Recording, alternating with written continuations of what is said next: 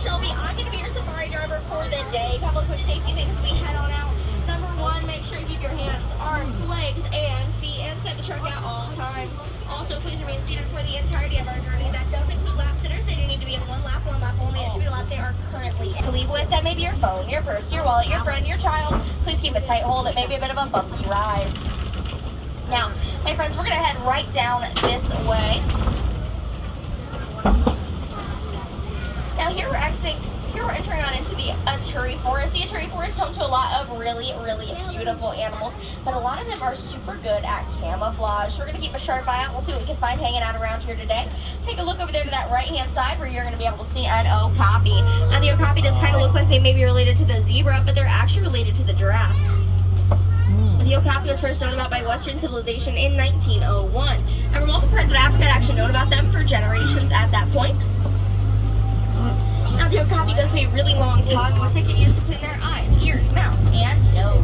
So that's pretty cool.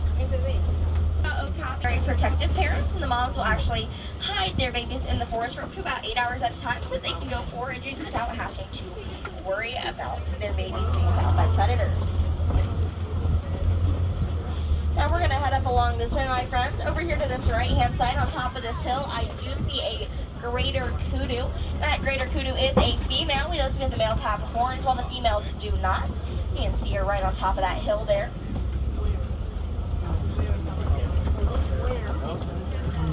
Oh, right there. Now we're going to continue up along this way, my friends. Coming up here to this left-hand side, you can see this black and white bird over here. Kind of sat down on the ground right here, so they're a little hard to spot. But that is a saddle-billed stork. Now they get their name because of the yellow saddle-like structure they have on their beak. They're a very large bird. They're about 5 foot high, and they have a wingspan of 9 feet across. That's the same as the canopy you are currently seated under, so they are very large. Over there to that right-hand side, you may be able to see that rust-colored antelope on top of that hill there. That is a bongo. Now, bongos are known as the ghosts of the forest. They like to hang out in the bushes and trees. They don't like to be seen very much. So we are pretty lucky to have caught a couple of them hanging out around here today. All right, my friends. Now, we're going to head up this way. Here, we're going to be exiting the Aturi Forest, and we're going to be entering on into the Safi River. Now, the Safi River is home to some of our friends that like to hang out near the water, so hopefully we'll be able to spot a couple of those. Let's head up here, and we'll see what we can find.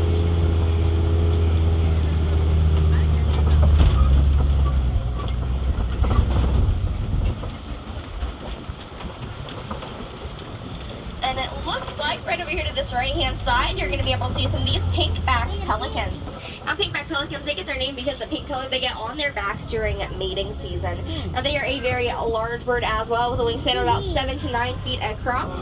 And these guys are also colonial nesters. That means they'll nest in a colony of up to about 500. Make sure everybody's fully seated for me, friends. As we head up here, take a look with the left and the right. See if you can spot any shadows under the water. Those shadows might actually be some Nile hippos. Now, Nile hippos can swim, but they normally just choose to walk or run under the water. They can also sleep underwater, and they're naturally able to push themselves up to get a breath of fresh air whenever they would like. It's kind of like how humans can toss and turn throughout the night without waking up. These hippos, their version of tossing and turning is just coming up for air. You can see them right over here to this left-hand side. Now, make sure it's still fully seated for me, friends. That's not a really big one. That might be the big one. Now, these Nile hippos are really cool. They can actually get underwater about 6 to 8 minutes at a time, which is often makes it a pretty difficult spot. So we're pretty lucky to see some hanging out around here today. But another cool way to go view some is to head over to the Gorilla Falls Trail right as you exit safaris. There they actually have an underwater hippo viewing window. Now, it's not guaranteed you'll see them over that way, but I've had some pretty good luck catching them taking naps over there. So I definitely recommend checking that out and seeing what you can find.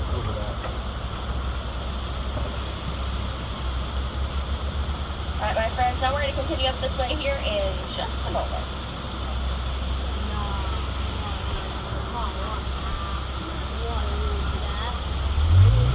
As we do so, take a look over here to this left-hand side where you're going to be able to see some of these Nile crocodiles. Now, Nile crocodiles are massive. They are about as long as a giraffe is tall, with an average about 16 to 17 feet in length. These guys are wonderful parents. Make sure it's fully seated for me. They're going to keep their eggs in their mouth, roll them around, just just the hatching process, and then after eggs hatch, they'll keep their babies in their mouth in order to protect them from predators. Now these guys are also really cool. They can move quickly through the water by moving their tail back and forth like a boat rudder, so that's pretty awesome. Let's head up here now. We're going to be exiting the Safi River. We're going to be entering on into the savannah in just a moment. Now the savannah, it is home to a lot of really, really beautiful animals. But the first thing we're going to see just kind of lets us know we're entering on into the savannah. So my friends, as we head up here, everybody take a look over to your right-hand side because you're going to be able to see the beautiful, the wonderful, the absolutely gorgeous, the baobab tree. Ta-da! Now that baobab tree right there actually does have two really cool nicknames. It's known as the upside down tree and the tree of life. The reason that it's known as the upside down tree is because it has a root-like structure for its branches and it remains leafless about 9 months throughout the year. So it kind of looks like it's planted upside down. Now it's known as the tree of life because it's stored water in its trunk and animals can access that water using their tusks or horns to poke holes into the base of the tree. It's one of the very few ways animals can access water during the African dry season, so it is super, super helpful. That's why it's known as the tree of life.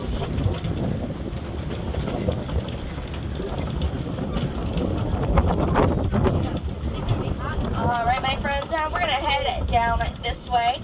Now that we're out here on the savannah, you can use that animal spotting guide above you in order to put a name to some of the faces that we may be able to see out here today. Hopefully we'll be able to spot a couple of pretty cool animals hanging out around here. Let's head up here, we'll see what we can find.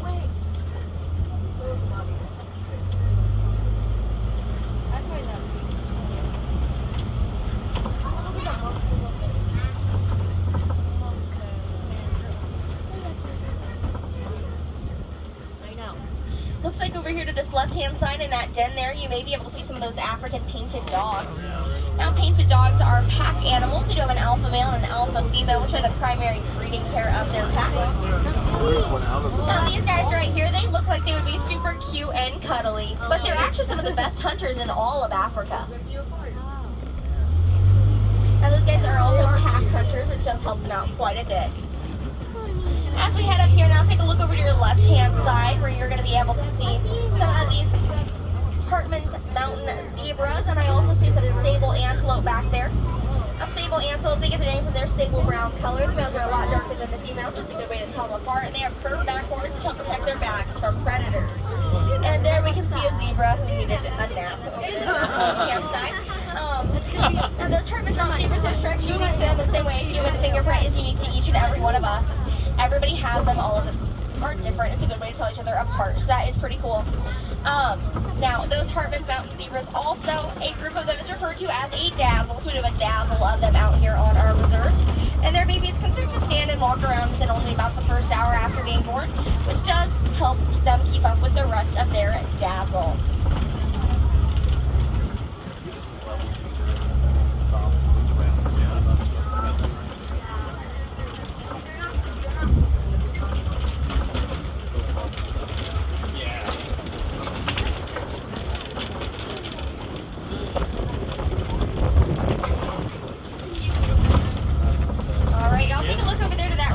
Side where you may be able to see some wildebeest on top of that hill over there. Now, wildebeest name does translate to wild beast. They are best known for their massive migrations. They will migrate up to 1.5 million of their closest friends. Their migrations are often so large you can see the dust clouds from space. Now, wildebeest are also often referred to as gnus, spelled G-N-U. It's because they make a newing noise, and the group of them is referred to as a confusion. So you can see a confusion of them over here to this right-hand side. Now, also up ahead here, I do see some of these Maasai giraffes. But we can identify that these are Maasai giraffes because they have really rough edges to their spots, while the reticulated giraffe on your animal spotting guide has really smooth edges to their spots. Now on top of their heads, they do have those horn-like structures that are known as ossicones. Both male and female giraffes do have those ossicones. However, the okapi, one of the first animals we saw here today, the one's closely related to the giraffe. Only the male okapi have those ossicones, so that is pretty interesting. What's their Now, another cool thing about those Maasai giraffes is actually their tongues. Their tongues are prehensile. That means they can use like a finger to grip leaves and branches off of trees. You can see some of them over here hanging out to this right-hand side.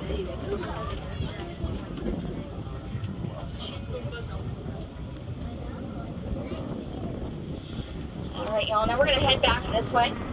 Up ahead here, I do see some large rocks and broken trees, which does signify to me that we may be entering into the territory of a much larger animal.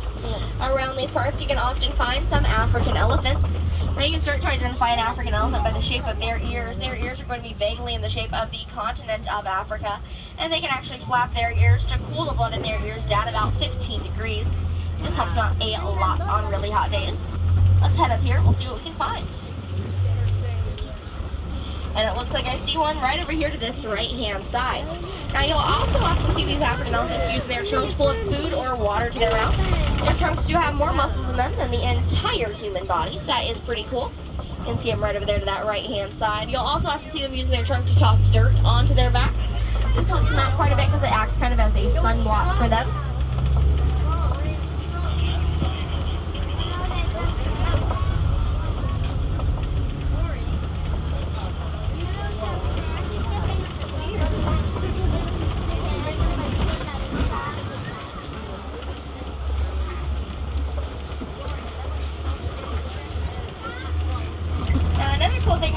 Elephants is actually their tusks. Now their tusks are made of ivory, and ivory is sadly one of the reasons that they are often poached. But their tusks are actually super helpful. As we head up this way, we're going to be entering on into some red clay pits. Now red clay pits are one of the things that African elephants can use their tusks for. They'll dig their tusk into the red clay in order to pull out some of the vitamins and nutrients that they may need, and then they're able to use it kind of like how a human would use a multivitamin. It doesn't actually replace anything in their diet, it just adds a little bit of that extra good stuff that they may need throughout the day.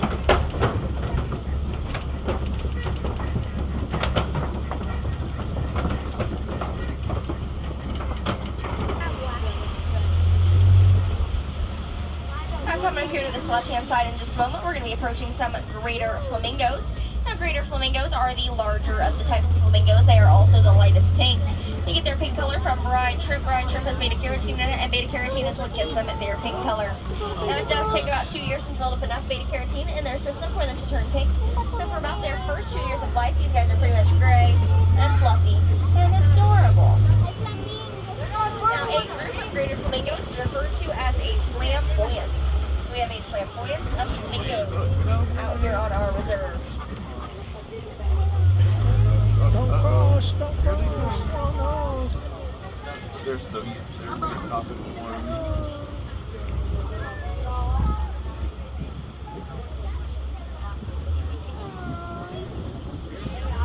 All right, perfect. Now we're going to continue right up along this way, my friends, where we're going to continue our journey on into the savannah.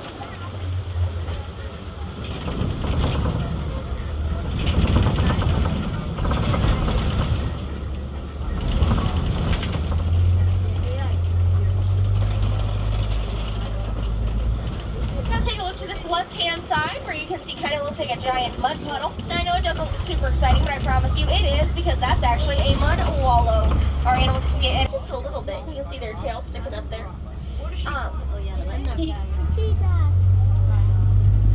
Now, another cool thing about those cheetahs is that they are truly built for speed. They do have an elongated torso and a nice muscular tail that they can use kind of like a runner as they turn. Their huts are only last about the length of 2 football fields. They are over in less than a minute. And you can see some more of them laying down over there to that left-hand side. There's going to be a better look at a couple of them. Now, a group of cheetahs is referred to as a coalition. So we have a coalition of cheetahs out here on our reserve.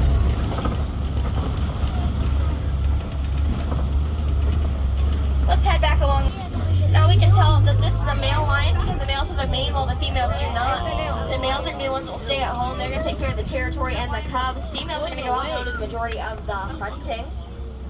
You can see them right over there to that left-hand side. Now lions, they mainly hang out at dusk or dawn. They'll sleep about 16 to 20 hours a day, so we're pretty lucky to catch one hanging out around. As we head up this way, we're approaching some white rhinos over here to this right-hand side. Now, white rhinos, they were actually named after a mistranslation. They were originally named the white rhino after the Afrikaans word white, which means wide because they're wide, square-shaped mouth.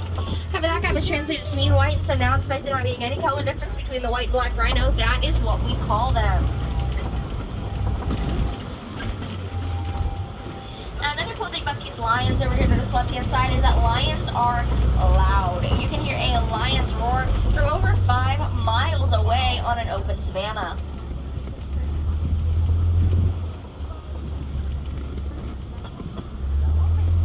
Along this way, my friends, we're now going to be entering on into our warden's post. Now, our warden does some pretty awesome things. One of the things that they do is they take care of Nigerian dwarf goats. Now, Nigerian dwarf goats are awesome. Number one, they're adorable, but also they provide benefit both financially and nutritionally.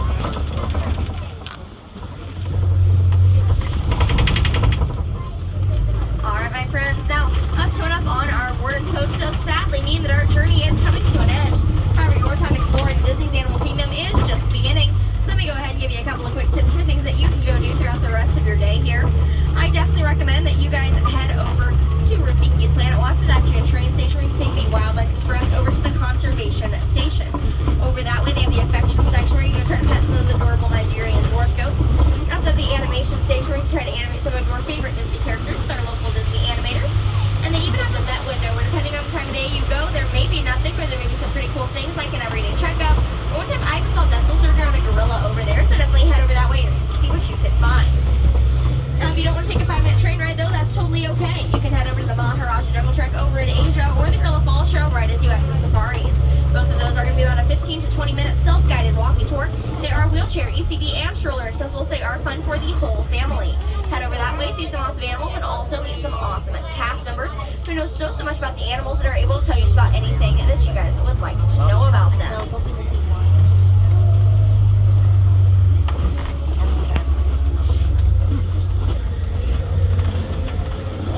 Now, one thing you've always asked to Excellent Safari is what are some things I can do to help protect some of these animals. One of the things that you can do is you can donate to the Disney Conservation Fund. Now, the Disney Conservation Fund is awesome because you can donate even by rounding up your change at most of the merchandise locations around here. And Disney will actually match your donation up to $1 million. That's super, super cool because it's basically like donating twice. Also, if I have any coffee drinkers on board, you can head over to Creature Comforts. That's actually the Starbucks here at Disney's Animal Kingdom. Over that way, if you order a flat white, it does donate directly to the Cotton Top Tavern, which check out across from Creature Comforts. So it's pretty cool because you can get your drink and drink it while watching animals that you are helping save. I think that's pretty neat. Yep.